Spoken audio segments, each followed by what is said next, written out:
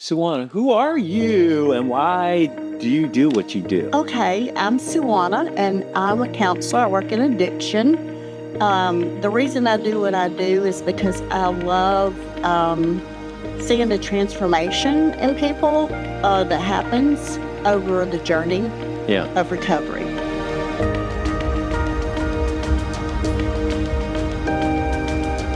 Most of us that are recovering from addiction, we definitely have boundary issues. And it is the pain that we've had from this that makes us interested in helping others with it. Yes, absolutely. And it's good to for them to see that. And then this chapter, especially the module on abandonment, I feel like what it helped for them to see is that it's not about addiction as much as it is about that inner hurt that they have. And so it shows them like, yeah, this did happen, and this is something that I need to figure out how to, instead of making barriers out of it, to make bridges so that I can move forward. Abandonment issues, go a little bit further into that for me, will you? Yes. Okay, so with abandonment,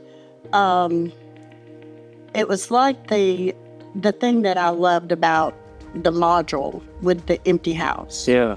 For me, as an example, and I like to give my clients examples that I've actually had in the past. So I shared the story of, it was my mother's weekend. My dad took me to her house.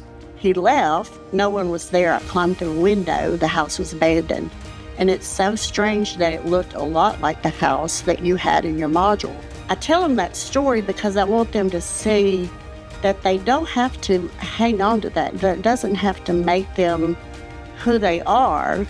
You know, it's something they went through. All right, I'd like to thank Suwana for talking with us about relationships and boundaries. She does a great job in that Monroe IOP. I'm Morgan Malthrop. I'm the curriculum director at Nova Vital, and it's my job to help you understand what's in your workbook this week as a group, and then as individuals, you can use these exercises to help you. So, when our self-esteem is low, relationships can become complicated. We either try too hard to please others or we push them away. Both patterns come from difficulty setting healthy boundaries. Boundaries aren't about shutting people out. They're about learning what feels right for you and what doesn't. Setting boundaries is actually a form of self-respect and self-love. When we say yes to something we don't really want, we drain our energy. So, healthy boundaries help protect us. They help protect our energy for what truly matters. And if you don't know what truly matters for you, you better figure that out. So, in our case study, we follow Chandra, an IOP client learning to set boundaries with her family. Really hard to do. And her codependent boyfriend, Joe. Like many in early recovery, Chandra is discovering that the same boundaries she needs with substances, she also needs with people. So, next, we discuss how families can stop enabling, communicate honestly, and support the recovery of their loved ones without rescuing or controlling. So the box on the side provides some guidelines for you to share with your families. Because when families respect boundaries and they get their own help, recovery becomes stronger for everyone. Recovery is a family kind of situation. Which brings us to codependence. Codependence can feel like addiction in disguise. It's an obsession with someone else's behavior.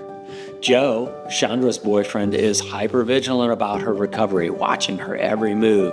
Ever had that happen? But just like Chandra, Joe needs to focus on himself. Joe needs to do some work on his own, because healthy love means giving each other space to grow. When we turn to the next page and we see that picture Suwana was talking about of the cabin, we turn to abandonment issues and how they impact relationships. Many of our boundary issues trace back to abandonment, and so we did a special page on this. When we fear being alone, we cling too tightly. And when we fear rejection, we push people away. So isolation may feel safe, but it often leads to loneliness and relapse. So facing our fears of abandonment with honesty and compassion breaks this cycle of codependence, and it helps us build stronger, healthier connections. Oh, and the favorite, the projects page.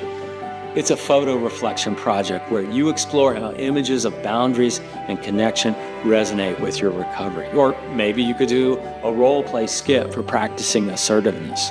There's a letter writing exercise to express healthy boundaries. The Fence Project, which is a visual metaphor for what you allow in and what you protect. These projects will help you turn insight into action, and you'll earn your Phase Up bracelet too.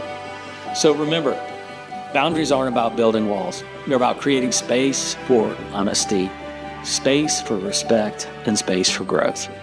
So here's your reflection question to start the week off. Where in your life do you need to build a healthier fence?